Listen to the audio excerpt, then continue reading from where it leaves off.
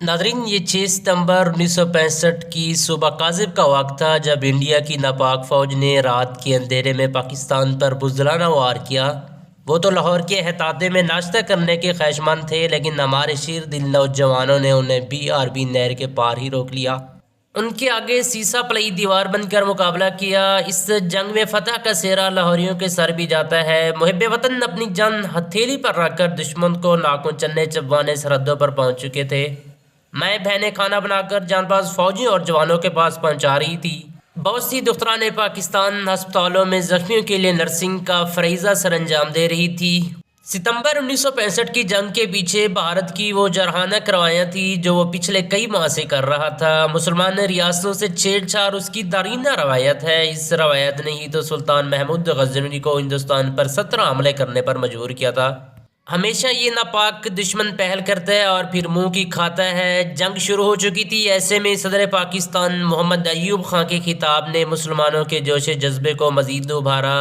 6 ستمبر 1965 کو ریڈیو پاکستان پر ایوب خان نے خطاب کرتے ہوئے کہا، میرے عزیز ہم وطنوں، اس وقت پاکستانیوں کے امتحان کا وقت آ گیا۔ ہندوستان نے پاکستان پر لاہور کی جانب سے حملہ کر دیا۔ مئی 1965 میں ہندوستان نے جنگ بندی کی لائن کی خلاف ورزی کرتے ہوئے جان بوجھ کر کارگل کی 3 چوٹیوں پر قبضہ کر لیا۔ اقوام متحدہ کی مداخلت پر انہیں خالی تو کرا دیا، لیکن انہوں نے اگست میں ان پر دوبارہ قبضہ جما لیا۔ بعد ازاں اس نے چکوال کی چوکیوں پر بھی قبضہ کر لیا اور مختلف سرحدوں کی جانب سے بھی پاکستانی عوام پر گولہ باری کی۔ اس قدر اشتعال اننگز کے باوجود پاکستانیوں نے بڑے صبر سے کام لیا، لیکن ہندوستان نے اس بات کو ہماری کمزوری سمجھا۔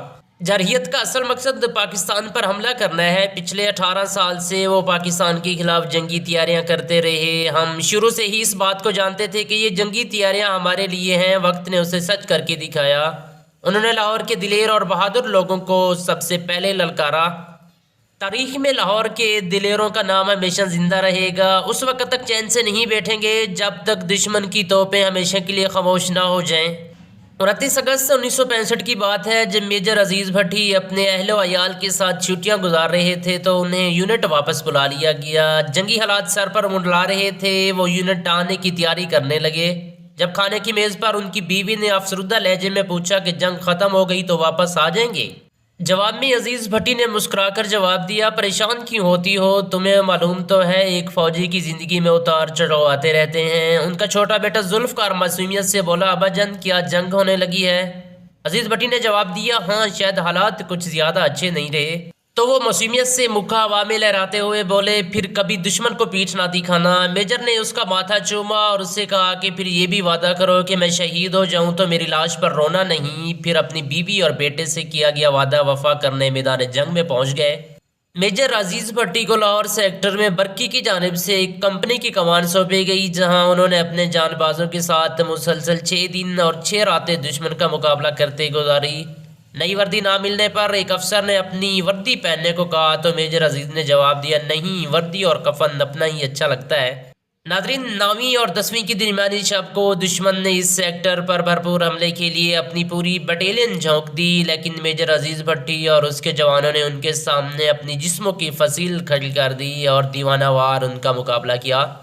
میجر عزیز بھٹی مسلسل دشمنوں کی چوکیوں پر BRB نہر کے اوپر کھڑے ہوئے نظریں جمائے کھڑے تھے کہ مخالف ٹینک کا ایک گولہ آپ کو آ لگا اور آپ موقع پر ہی شہید ہو گئے، لیکن دشمن کو سرحد پار کرنے میں ناکام کر دیا۔ جب دشمن یہاں سے ہٹ رہا تھا تو اس سیکٹر کے 150 نوجوان شہید جبکہ اس کے سینکڑوں فوجی مارے جا چکے تھے۔ ناظرین، ہاں، اگر آپ نے ابھی تک ہمارے چینل کو سبسکرائب نہیں کیا تو پلیز چینل کو ضرور سبسکرائب کر لیجیے گا اور کمنٹ کے اندر قیمتی خیالات کا اظہار ضرور کریں گے۔